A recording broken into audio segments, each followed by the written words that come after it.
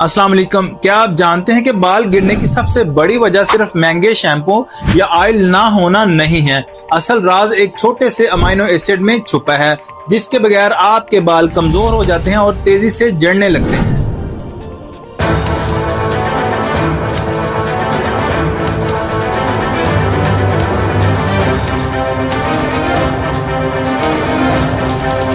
आज मैं आपको वही राज बताने जा रहा हूं और आज हम बात करेंगे एक ऐसे ग़िज़ाई जूस के बारे में जो आपके बालों को मजबूत, घने और सेहतमंद बनाने में अहम किरदार अदा करता है।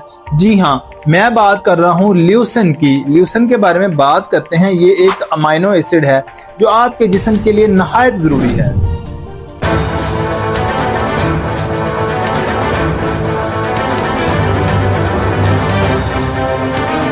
अगर जिस्म में ल्यूसिन की कमी हो जाए तो सबसे पहले बाल मुतासर होते हैं। नंबर 1, बाल झड़ने लगते हैं। नंबर 2, बाल पतले हो जाते हैं। नंबर 3, हत्ता के एलोपेशिया जैसी बीमारियां भी लाहक हो सकती हैं।